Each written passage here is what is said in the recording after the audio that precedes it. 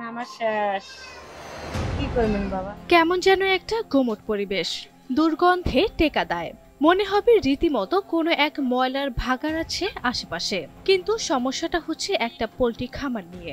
নীলফামারীর কিশোরগঞ্জের এই পোল্ট্রি খামার শুরুতে এলাকার সম্ভাবনার এক অন্য নাম হলেও এখন তা আশীর্বাদ নয়, রীতিমতো এক অভিশাপ। খামার থেকে আসা দুর্গন্ধ আর ময়লার কারণে এক কথায় অতিষ্ঠ পুরো এলাকাবাসী। 1 নম্বর মাসি, তারপর গন্ধ, যখন গন্ধ ছাড়ে ও ঘুম পাড়ায়, মানে ঘুমের মানুষ জাগ্রত হবার লাগে। গন্ধ নাগে তো বা অতই নাক মুখ গরিব মানুষ এন করি ঘাস ঘুষে না গরিব দিই নাকি। দুর্গন্ধের কারণে শিক্ষা প্রতিষ্ঠানগুলোতে অব্যাহত হচ্ছে পাঠদান, বসবাসের অযোগ্য হয়ে পড়েছে আশেপাশের গ্রামগুলো, বেড়েছে মশা মাছির উপদ্রব, শিশু থেকে বয়স্ক সবাই নানা রোগে আক্রান্ত হচ্ছেন। এমনকি বিয়ের সম্বন্ধ আসলেও ভেঙে যাচ্ছে দুর্গন্ধের কারণে। যখন আমার পুষ করে যে তোমার কোন বাড়ি পড়বে না, কোন এলাকা, পাড়াহাটের পাশে আমার বাড়ি, যে কোম্পানিটার কথা যখন কই, ওই যখন কোম্পানিটার কথা কই, ওই তখন বাবা ওটা আলাপ বাদ দেন, অন্য জায়গায় আলাপ করেন। যখন বৃষ্টি হয় তখনও ওনারা গন্ধ ছাড়ে। এই গন্ধ ঠেলায় থাকা যায় না। যদি একটা গ্রামে অসুস্থ লোক থাকে, উনি তো আরো অসুস্থ হইব। আর বিশেষ করে দিনের বেলায় মাছের জন্য থাকা যায় না, এমনকি ভাতও খাওয়া যায় না। এই রাস্তা দিয়ে প্রচুর মানুষ যাতায়াত করে, স্কুল কলেজ শিক্ষার্থী তারাও যাইতে পারে না।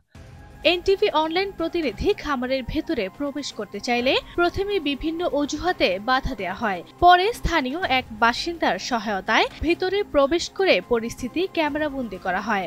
ভেতরে থাকায় গন্ধ লাগে না এমনটি জানান কর্তৃপক্ষের একজন। ওই একটাই কমপ্লেন, এই বাড়িতে বিয়ে হয় না, লোকজন মেহমান খুদদারি করতে আসে না, নাকসিতে হামদানি।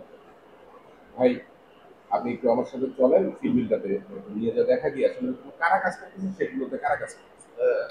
এত খামারের বর্জ্য পরিশোধনের জন্য কোনো পরিবেশগত ছাড়পত্র ছিল কিনা এমন প্রশ্নে নীলফামারী পরিবেশ অধিদপ্তরের সহকারী পরিচালক জানান, খামার থেকে দুর্গন্ধ ও দূষণ ছড়াচ্ছে কিনা তা তদন্ত করা হবে, সেই সাপেক্ষে ব্যবস্থা নেওয়া হবে। এটা তো আমাকে দেখে বলতে হবে ভাই। হ্যাঁ, আমি আমার আগে যিনি ছিলেন তিনি করে গেছেন কিনা এটা আমার জানা নেই। হ্যাঁ, তবে এই ধরনের একটা ফাইল আমাদের নথি রয়েছে। না, আমাদের যাওয়া হয়নি, আমরা যাবো, তো বছরই যাবো ওইদিকে। হ্যাঁ অবশ্যই, আমরা যদি ওই ধরনের কোনো অভিযোগ পাই, হ্যাঁ আমরা যদি দেখি, তাহলে পরে ঊর্ধ্বতন কর্তৃপক্ষের সাথে আলোচনা করে যে ধরনের আইনানুগ ব্যবস্থা নেওয়া, হ্যাঁ যদি অভিযোগের সত্যতা থাকে, তাহলে পরে আমরা ইনশাল্লাহ অবশ্যই এটাকে সামনে প্রসিড করবো। খোলা জায়গায় ফেলা হচ্ছে খামারের মুরগির বর্জ্য।